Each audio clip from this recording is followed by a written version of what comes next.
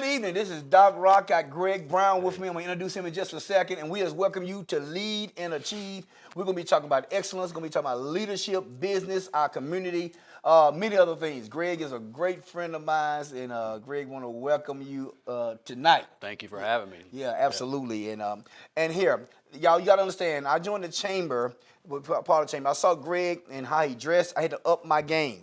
You know, I had to up my game when I saw him. So I'm not as spiffy as he is. Right. And I don't get up every morning at 5 and go to Iron Tribe. And You should. You're welcome. I'm welcome. You're welcome to join me. Yes, but I do work out. So, but let's talk about Greg tonight. I'm gonna read his bio, and then we're gonna get into some things. And we just thank you for coming on and being a part of what we do every second and fourth Thursday. So Greg Brown has been the financial executive at Brown Precision Incorporated, BPI, since joining the company in 1995. Over the past 25 years, the company has grown to over 150 employees and has diversified its manufacturing capabilities and customer base.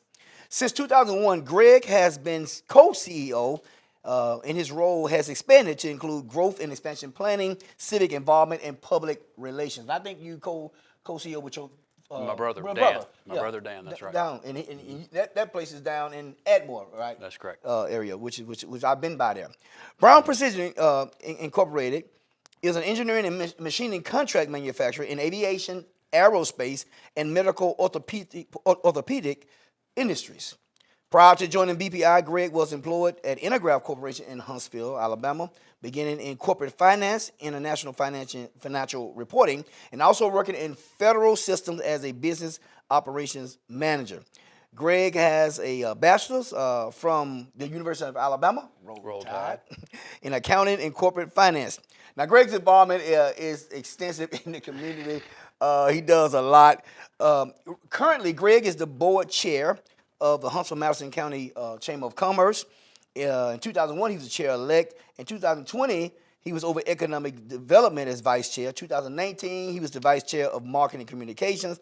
2018, he was the vice chair of finance and treasurer. 2017, he was the vice chair of small business. I remember you being there because I was up for a nomination for at that event. 2016, workforce vice chair. Greg, you done a lot in the chamber. Just means I can't say no. All of us. Mm-hmm. Also, Greg was the board member and board chair 2018-2020 of the committee, Huntsville Committee of 100, as we both part of that. Madison County School Career Technical Education Advisory Board he sits on. He also is the board president of Huntsville Industrial Group, HIG. He is on the advisory committee of J.F. Drake State, which is a HBCU, and we thank you for that. Great school. Great school. Yeah. He's also the treasurer of Reach and Teach Board of Directors, and he's on the advisory board of ADAAMC, okay? Now, he didn't put this in his bio, but I found it, because I found it. Now, this year, Greg is the United States Small Business Administration 2022 Small Business Person of the Year for the state of Alabama. And the U.S. Small Business Persons of the Year Awards is recognized for their exemplary entrepreneurship. And each state picks a person, all 50 states, including the District of Columbia, Puerto Rico, and the Virgin Islands. That's right. And congratulations, seriously. Thank you, man. Appreciate it. Man, I saw that. That is awesome. Now, that's Greg on paper. Let me tell you about Greg, who I know is my friend. Greg has a heart for people and a heart to do what's right and to push this community forward in Huntsville, Alabama, to move the needle, man. And I thank you for being here. My pleasure, Doc. Yeah. Greg, tell me a little bit about yourself. Well, you read off quite a bit there. It sounds like a lot, but I've been living a long time, and all of it except for the university in this community. And so therein lies my real love is our community. And what I see is an incredible opportunity for any number of initiatives, because of this economic growth that we're having. The award you mentioned is really a Brown Precision Award, and it's an award for surviving a COVID crisis and a commercial aerospace crisis generated by the Boeing 737 MAX crisis. So we rolled through that, and we were able to use the SBA like it was intended to restructure our organization. So I don't recommend any of your audience qualify for that award because it's stressful. But it was a great recognition for Brown Precision, more specifically to Patricia Reagan, our controller, who is my right-hand person and who really runs the show these days. And maybe we'll talk about leadership and teamwork and all of that stuff. But having critical people around me is incredibly important. Wow. As far as all that stuff that you read, I guess about 15 years ago, a friend and mentor of mine, who just retired as president of Teledyne Brown Engineering, by the way, Jan Hess. Yeah, Jan Hess, yes. Yeah. I want to say made me go through Leadership Greater Huntsville. Highly recommended it. And at that time, I just had my head down working, trying to raise a family and, trying to get my golf handicap down on the weekends. I assumed that our elected leaders are what affected change, both economic change and cultural change. Right. Well, as we know now, Right. that's the farthest thing from the truth. It is, and most people think that's what happens, but it's not what happens. And Leadership Huntsville, Greater Huntsville, did a great job of exposing us over a year-long period, as most of your audience knows that program, probably have gone through What class you was in? 21. 21. Yeah. Okay. I was in 30. So Yeah, well, you know, and you probably agree with what I'm saying. Even though I've lived here forever, I didn't really understand the full fabric of our community. Did you go to high school here? I did. What school? Went to Grissom. Grissom. Yeah. Yeah. Grew up in North Huntsville, went to West Maston Lake Elementary School. Wow. And then Ed White Middle School. Yeah, Ed White. And then my family moved between 7th and 8th grade, which was traumatic. But since this is not a psychological show, ended up moving to Grissom and graduated from Grissom. So I saw how the community runs and the people that were really catalysts, most of whom were volunteers, business people like you and like me, who just stuck their nose in, and not in an intrusive way, but in a curious way, and learned that if you coalesce as a group, like you and I are trying to do on some very important issues, you can get a lot accomplished. Right. You can get the right people together. You can ask the right questions. You can get the right people in the room. I've lived long enough to where I know some of our elected leaders, right? So, I feel like we can get the ears of those people who can stroke checks and create initiatives. Right. And move the needle. The resources to do some of the things that we want to do and should do are significant. Right. And that's why I'm involved in all that, and I hope I continue to be. Yeah, I think all of us do, because it's significant, and some people do things for many different reasons, but me knowing you, I don't know, 5-6 years now, something like that, I see you doing it for the right reason. It's to get something done. Here's a definition, and I kind of read this almost every time I'm on, because it's all about leadership, and when it boils down to it. And this is a definition I use from Dr. Miles Monroe, and I've used it for years. And Dr. Miles Monroe said, leadership is the capacity to influence others through inspiration, motivated by a passion, generated by a vision, produced by a conviction, and ignited by a purpose. He said, leadership is influence. You're a leader. I mean, you're in many leadership capacities. But what is leadership to you in your own words? Well, how does that look? I love that definition. But if I don't want to influence anything that's not a benefit to you and to me. I don't want to go out and influence anything that I just benefit from. And therefore, it's not selling, it's not asking. It's actually passion, like you talked about. And if you have that result, where both entities or individuals or organizations are of priority, then you have a really good chance for it to be a long-term success and not a short-term hit and miss. Right. Something you said, Greg, you said, it has to benefit me. Okay, if you are leading, it has to benefit me, it has to be mutual and benefiting you. Because I believe so many times people are in leadership and use it as a title, and it's only to benefit themselves. Right. See it a lot. You see it a lot. And when it has to be about the other person. Sure, we get benefit from it. Sure, we can get some leverage from it. Sure, we can grow from it, right? But it has to benefit the people that we're reaching our hand out to, those we're trying to influence, those we're trying to help go to the next level, go to the next place, the next dimension in their life, in their business, whatever they may be doing. Right. Yeah, let me expand on that a little bit. My mutual benefit was really geared towards business. Like, I have a customer, I'm trying to manufacture jet engine parts for them. Well, I got to make sure it's a good deal for them, and obviously I need the revenue to pay my overhead. When you're volunteering, that's a different thing. Even though I found that if you're doing things for the right reasons with the right people, you or your organization benefit. Yeah. And it's not the reason that you were doing it to begin with. Anytime I have a young person ask me, or it doesn't really matter their age, how do I get involved in the chamber? How do I get involved in the Committee of 100? How do I get involved with the Downtown Rescue Mission? Well, make sure you care about their mission. And you're trying to solve and help execute their mission. That's right. And that's a long-term thing. And I was very passionate about that because I care about the community, and turn around one day and I go, wow, the Brown Precision brand has benefited from that, even though that's not why we were committed to doing those things. Right. Yeah. I think that's a lesson that I only learned through, experience and getting this far. No, it's true. Even one of my favorite books, it says, the servant is the greatest, right? Which is the Bible, one of my favorite books. But the servant is the greatest, and when we serve, I think it does so much for us. It's good to somebody give you a gift, but if you are a giver of the gift, Far better. Far better. I mean, there's something that happens with you that's unexplainable, and we need more of that. Now, Huntsville area, North Alabama, this whole area, I believe we're fortunate that we have a lot of people who give a lot. You and I serve on a lot of boards, and some of those who are listening right now, they serve in various capacities. But we have a chance to give back. I always say this: a lot of people are dead seas. Let me explain that. So the Dead Sea.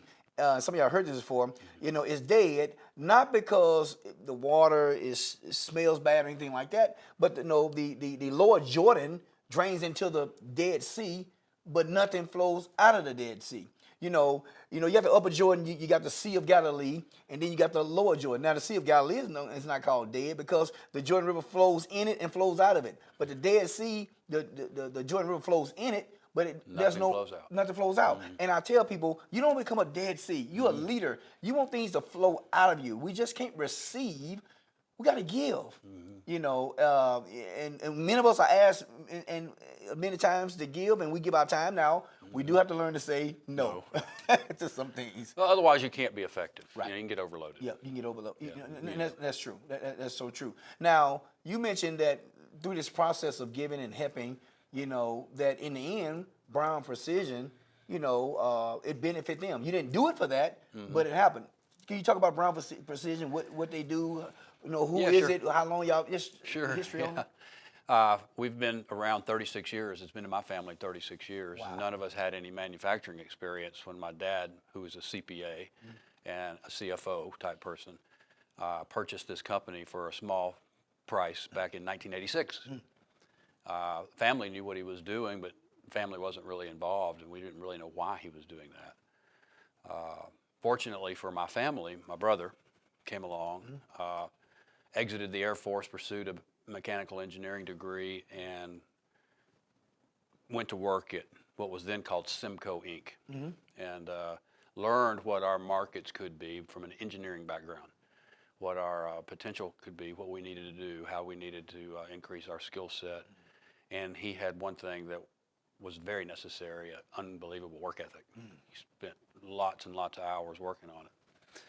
And as time goes on, they called me to join the company after they got semi-established. But we're a machine shop. I say we're a contract manufacturing, we're an engineering, machining entity. We're much better when we have long-term contracts in the commercial aerospace and aircraft components, really difficult to manufacture, hard alloys to machine. And in 2001, we diversified into the medical implant industry because of 911. That was kind of a mini crisis in the commercial aerospace. Planes stop flying. They don't need windshield parts or engine parts and things like that. So we We are manufacturing bone plates for trauma surgery, Wow. knees for reconstructive surgery, bone screws, surgical instruments. You are actually manufacturing that part. Right, That, right. Yeah. Right, for a big OEM that you would be familiar with the name. Gotcha. And Gotcha. and we diversify too. We're in this city, so we try to help our missile defense partners. Whether it's hypersonic missile production or Hellfire missiles or whatever. We get little piece parts of that, and we'll enter that arena too. Oh, okay. But we've built our company by engineering. By engineering, right. We've used the universities to pluck young engineers out and get them to learn how to maximize the use of machine tools, 5-axis machining. I don't want to bore your audience with too much technical. Metrology, the science of measurement. Okay, you can hold tolerances half the size of a human hair, but can you measure it and prove to your customer that you've held the tolerance? That's fascinating. It is. It is fascinating. And so I say we're advanced manufacturing, but our niche is 5-axis, large and small machining. And do you do the same thing down in South Alabama, Atmore? We do. Because I've seen your facility down there. We do. We needed redundancy. As we've gotten larger, some of our customers want risk mitigation for things like fire and tornado. Okay. And so we needed a separate plant with similar equipment. And so it offers us some redundancy. And a lot of our work that we do is mature. We've been doing it for 20 years, and we needed to drive the price down, and we thought we'd get a little bit lower overhead in South Alabama. It was appealing to me, too, because you go into a community that needs industry. Right. And needs career tech education. Absolutely. And wants that. And to be a small fish that's able to have that impact in a small community is rewarding, like you say. And that's, in its genesis. We've only been down there about 3 years, so we have high hopes for there. It's 45 minutes from the port. Yeah. So Yep. And it's Airbus is big there, and I think the state can see that area of the state can be an aerospace corridor, much like we are up here, and Auburn, Opelika area is becoming that too a little bit. That's good. Now you mentioned about Brown Precision and what you do as an executive there, but all the other things you do in the community, because you said something earlier. Most people think that communities go for what they improve, companies come and all these things because we pay people at City Hall to do it. Yeah. But that is not, you laugh, right? Yeah. Because that's not the case. Can you explain that ecosystem, kind of how that, especially you being in the position of chairman of the board for the Huntsville Chamber of Commerce? We have incredible leadership right now in our county, in our region, led by Mayor Tommy Battle, for sure. He's very humble, and so he doesn't demand credit, and he kind of sets the heartbeat for the region's recruiters, so to speak, chambers, elected officials, county elected officials, the county surrounding us. And so we tend to coalesce around big projects like Mazda Toyota as a group. And we have world-class, second to none Chamber of Commerce in business recruitment and economic development. Our CEO, Chip Cherry, is the best there is in incentive analysis and site selection criteria and working with consultants. He's got unbelievable connections. He's been running chambers since he was in his mid-20s. And there's just nobody better than that. And the State Department of Commerce had recognized that early on. So him and Greg Canfield, the director of the Department of Commerce, are buddies. Got each other on speed dial. Yeah, right. So we're blessed. Which is important, and we are blessed for that in North Alabama. The mayor's team looks at the region and looks how to diversify our economy. Everybody, including me and you, thinks we're so government-centric. Right. And we are. I guess we offer a standard of living and an atmosphere where government entities keep wanting to move here. Yeah. And we have a strong federal delegation that makes some of that happen. Right. Thank you, Senator Shelby. And but we've really made it. We, meaning the leadership, that economic development folks, have made a concerted effort to diversify our economy. Right. And that's why you see all the advanced manufacturing. Yeah. And now that's kind of not at the forefront in things like biotech and chip production Right. and music. Yeah, You know, yeah. that kind of, Music is getting big. You know, Yeah. there's no city hired this director of music, I guess. well, I know it's fantastic. You're creating a whole, ecosystem of music. You know, and I don't know if people that have noticed that, now you're seeing more people on the corners playing, more people at restaurants playing, and we are developing this whole new ecosystem of music. And of course, we got the Orion amphitheater. Amazing. Yeah, that's amazing. I heard Earth, Wind, and Fire gonna be there actually sometimes coming up. So some of y'all I know like it. I love it too. Yeah. Philip Bailey's still singing. Oh, he's still singing. He's still hitting those high Hey, notes. hey, man, still hitting. You can't beat Philip Bailey, man. Yeah. He's still, It's been tremendously successful, and it brings a whole new set of challenges or opportunities, or however you want to look at it. You know, whether it's traffic, potholes, or how are we going to spend all this windfall of cash. Yep. Where are we going to invest in the future? And none of that is without controversy. Yeah, So absolutely. It's key to have stable leadership in those roles to keep the master plan being executed. Right. And to take care of everybody in our community.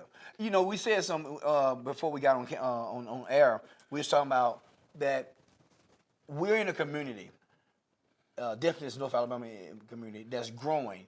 And anybody who wants to grow economically, their entrepreneurship, their business, the pathway should be there. I've said it a bunch of times over the last 3 years. Anybody that wants to be included in this economic success that lives here, that wants to be included in it, should be included in it. Should be included. Otherwise, people like you and me in our chambers and all those leaders that I just mentioned have failed. Yeah. And that's the great challenge, Yeah. workforce inclusion, challenging these big hirers to do things a little bit differently and not make the pathway to employment traditional. Right. Some folks don't need that traditional pathway. They don't go to job fairs. They may need help with transportation. Child care is a big issue. Yeah, absolutely. We have single parents out there that need child care, affordable child care, Affordable affordable housing. Yeah. Very much so. Yeah. Yeah. And so those are the challenges that economic success brings. And it does, and we have to continue to work on that. Last year, I was vice chair of DEI there at the chamber, and I remember you coming and said, "Doc, what are we doing?" I mean, you challenged me, and what are we going to do? And we just took a trip to Greenville, and all looking at some things, but we have an opportunity.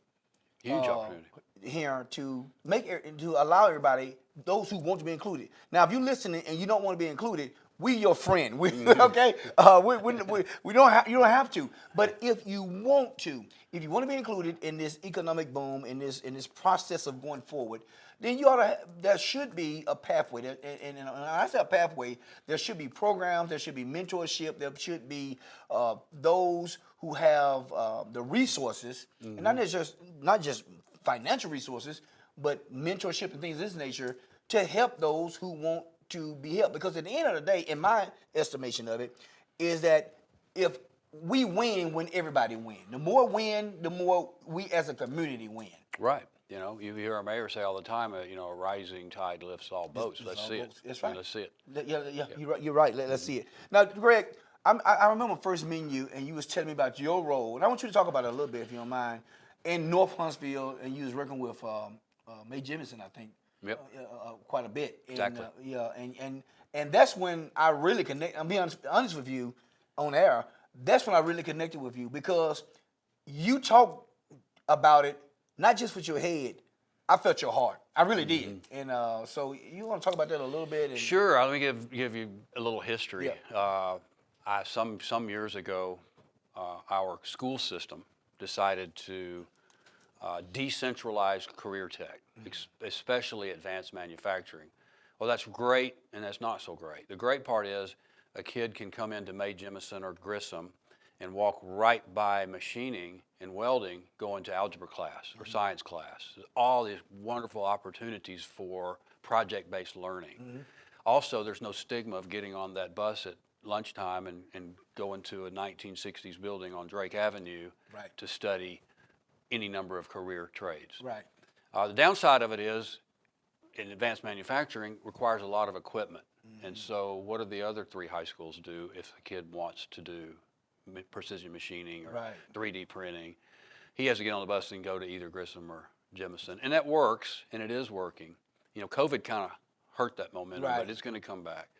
I'm involved with May Jemison because Johnson was my high school that I was going to go to, the predecessor of May Jemison. Right. Right. And J.O. so I Johnson. feel like I'm an alumni even though I didn't make it there. And I love that part of town, and all my fondest memories of my childhood are on that part of town. Stoner Field, West Maston Lake. Oh yeah, I played stuff. Yeah, both fields. I've been up there. Northwest Y, you know, I've dominated the basketball courts there. Y'all heard that right? I'm going to get G.W. Boone out and take him. And so that's why. And plus they had the advanced manufacturing, and they did a wonderful job of putting some high-tech equipment in there. And the leadership there at the time was very, and may still be, like I said, COVID killed some momentum, of letting industry come in there and work with the kids. Very important, that's in my opinion. And they hired an engineer that worked for us to be the instructor. And they moved heaven and earth in Montgomery to relax the teacher certification requirements. Wow. So that my guy could teach the class there. He was really brilliant at getting the kids interested and doing project-based learning. They would, from welding to precision machining, and he knew it all. Yeah. Really, really going good, and the C word really, really hurt it. Wow. But it's going to come back, and it's going to be great there. And companies like mine can offer these kids a on-site vision of what they're learning in the classroom. They come in there and they see a machinist operating, making a panel for a jet engine on a large 5-axis CNC mill, and they ask the machinist if he ever needs any algebra, and he says they use the Pythagorean theorem every day. And you see these kids' eyes bulge up, and they go back and they take algebra more serious. Yeah, that's right. They can see it happening. And they realize that having dreams of a career is for everybody. Yeah, right. Not just part of us. Yeah. And that's why I'm so passionate about it. Wow, yeah. Because it affords careers, not jobs, careers. Careers, right. To folks that maybe don't want to go to a 4-year school, don't want to incur a bunch of student debt. Yeah. They really don't need to go to any kind of post-secondary education. They can. I mean, there's really good ones at J.F. Drake and Advanced Manufacturing. We can talk about that too, what they got going on there. Oh man, It's a gold mine. It is a gold mine. Yeah. Dr. Patricia Sims is doing a great job there. That's a pathway that we're talking about. Yeah, it is. That's accessible to anyone. Anyone, right? Yeah, without And I think we need to know that. So many times growing up, people like you got to go to college. Don't get me wrong. I'm not knocking 4-year schools. We both have degrees from them, and I know engineering, all that kind of stuff. But there is a pathway that you can get a certificate, that you can get either a 2-year degree in various things, trainings, and have a career, make a living, make good money, okay, and stay in this great community. Because and then make Brown Precision or Dynetics or somebody pay for your engineering degree if you want to keep going. Right. Those pathways are there. They're there, and I don't know if enough people are talking about it or taking advantage of those, but we need to, and there shouldn't be no stigma on that whatsoever, because it's an honest living, and it is good, and quite frankly, you have to learn some things, and some people are great with their hand, but you got to learn how to use your hands and with your brain as well, right? You make a great point there. You'll be able to conceptualize machining something from 5 axes. Seeing things in space. Well, what do kids grow up doing these days? Video games. Video games. So they're used to that already. Yep. And so, and programming in CAD/CAM is almost like playing a video game. Yeah. Oh, it is. Yeah. You're right. So it's a once you expose them. Somebody once said, we don't know what we don't know. And so part of my passion is just making the awareness, try to get the awareness out there. And you said it too, parents, teachers, principals, guidance counselors, take the stigma away from, you got to go to a 4-year university. If you study hard, you can go to A&M or UAH or Auburn or Right, Alabama. right. If you don't want to, don't. Yeah. Don't. No. Yeah, don't. No, I totally agree. You know, I totally agree. Now, let's switch gears for just a second. Right. Committed 100.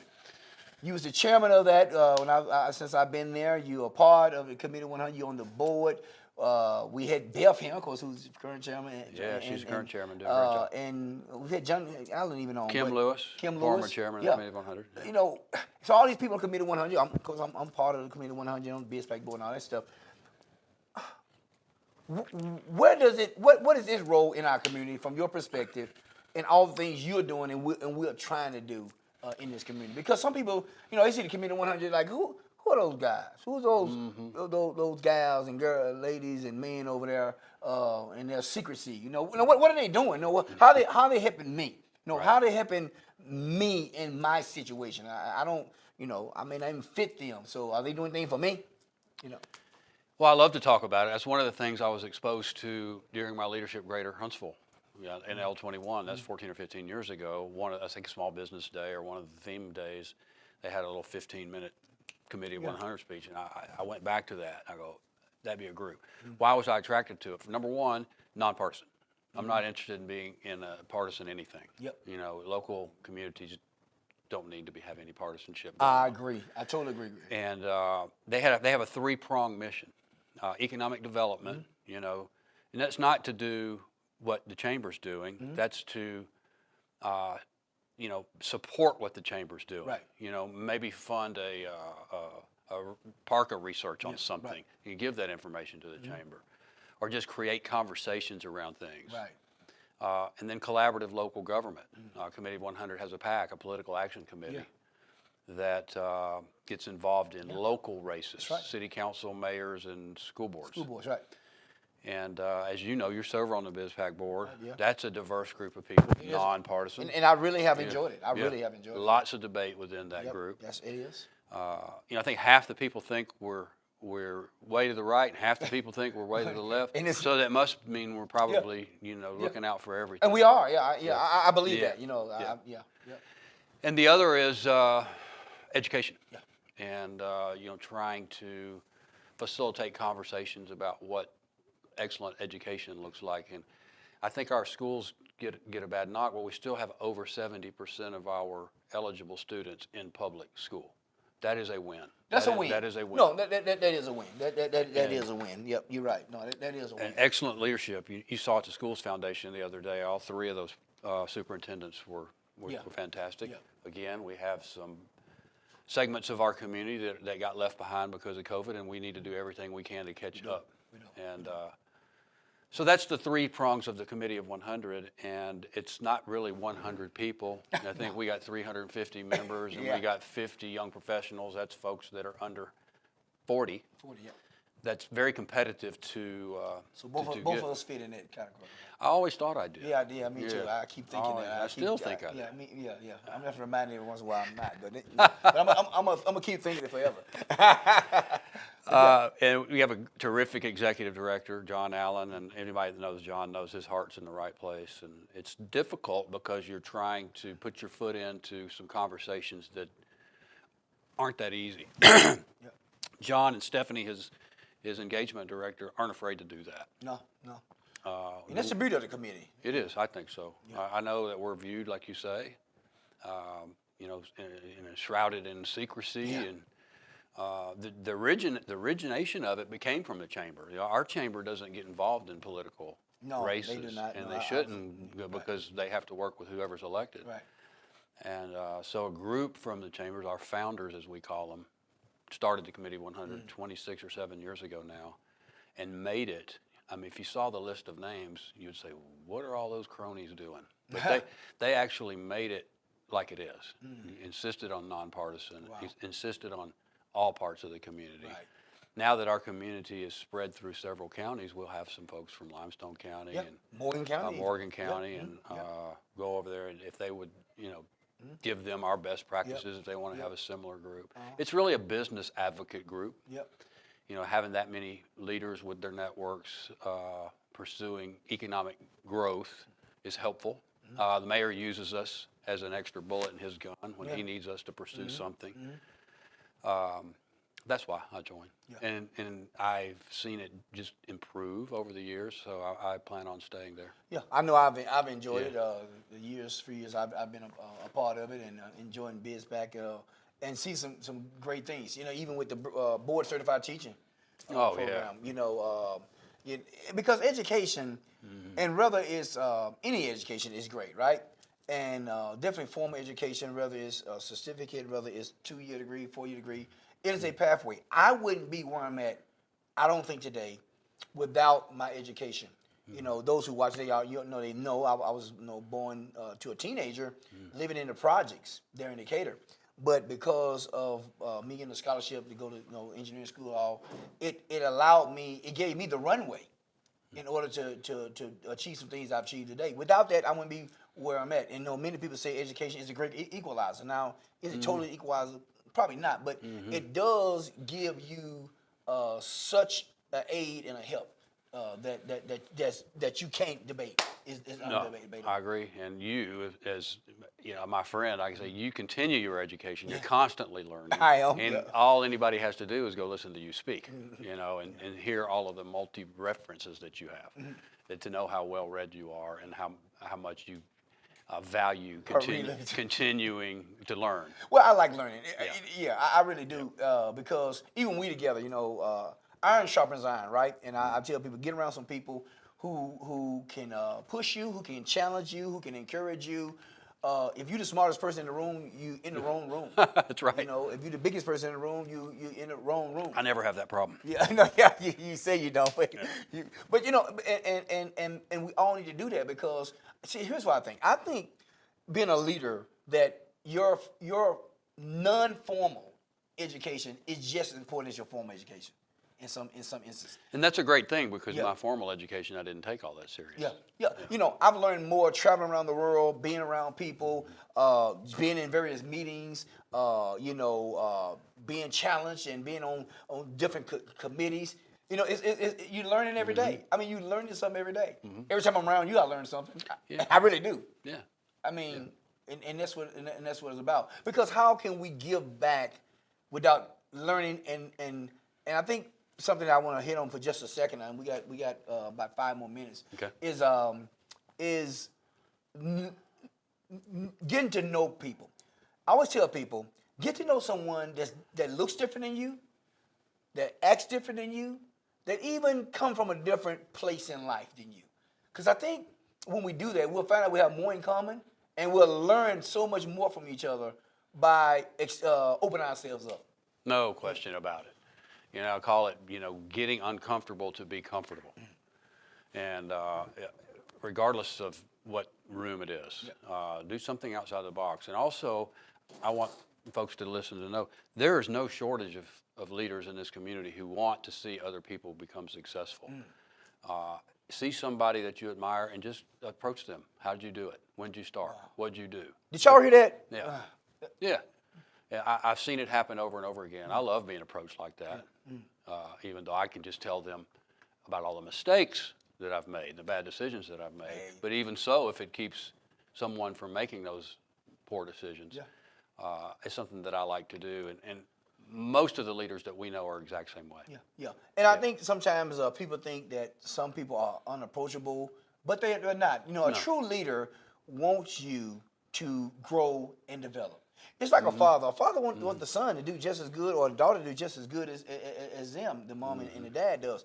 And I true leadership, and I believe in leadership. You know that. I believe in servant leadership, and I believe that true leadership is focused on making that person better. When you are a leader, you are you are people first.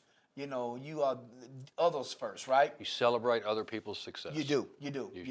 And I tell people, and Zig Ziglar said this years ago, if you help enough people get to where they want to be, you'll get to where you need to be. We just got to help people. I believe that if we extend the hand, whatsoever a man soweth, give it, it's going to come back to him. So whatever you give, it comes back to you. You give in seed form, you receive in harvest form. Absolutely. I totally believe that. Yeah, your harvest is always the harvest is always greater than the seed. And so many people, so many times we are so afraid to give that seed of time, the seed of money, the seed of our gifts, or whatever it may be. And but the harvest that comes, we don't do it for the harvest, but the law of reciprocity says that the harvest is going to come back. You can't stop it. That's right. You know, we got like 3 minutes, Greg. What would you like to say in your own words for the next couple minutes or 30 seconds or whatever that you haven't said? You know, you might guess. Well, I haven't given God enough credit for where I am. I'm a living redemption story, personally and professionally. Wow.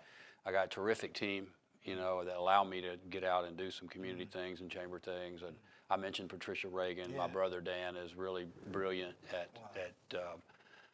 you know, conceptualizing what we're going to do downstream. And we got some terrific young engineers can just make stuff happen. Wow. So they don't really need me right now to be there every day. And I can sleep well at night no matter what situation financially that we're in. We've all given our company to God a long time ago. Wow, wow, And that's so powerful. I've never heard my brother once, or me either, say, God, if we get this, we're going to have this much. We've always, we'll be able, our people will have their jobs. Wow. You know, we'll be supporting That's a leader. families. And just like you just said, that's kind of what we believe. You know, if you just keep plugging on like that, whatever we need will be provided. Yes, that's right. And who are we to say what we need when he knows what we need? He does. And he tells us that we're going to get it. Man, So you can take that stress out of it and just execute based on your servant. Yeah. You know, providing, you know, great places for families to have their dreams. wow, that's powerful, Greg, because, you know, and I end with this right here. You know, when I got to Ability Plus, we was in a bad shape, and then people said, man, how did you do that? I said, I didn't do anything. I said, hey, we had a team, and if it wasn't for God, we say this in our executive meetings all the time, if it wasn't for God, we would not be where we're at. Sure, you got to work hard, but we got to give an acknowledgement. And I tell people, if I have any boast, my boast is in the Lord. That's and right. I know, Anything good you see in me is Jesus. yeah, it's Period. Period. And that's the truth. And I hope those who are watching it believe that. If you don't believe it, that's on you. But I sure believe it. I do too. And I'm sticking with my story until the end. Hey, we are so glad that you watched tonight, Lead and Achieve. Greg Brown, who's a good brother, who's a good friend. Man, you have shared some dynamic principles with us tonight, and I really mean that. Well, thank you for what you like do. your heart, I man. love you tremendously. Love you too, brother. So, hey, y'all know, no bad days, okay? We got too much to do out there, got too many things going on, no bad days. So here it is. It's Super Sunday, it's Marvelous Monday, it's Terrific Tuesday, it's Wonderful Wednesday, it's Triumphant Thursday, it's Fantastic Friday, and it's Successful Saturday. I am Doc Rock. This is Greg Brown. You join us at the top. That's right. Thank you. Thank you.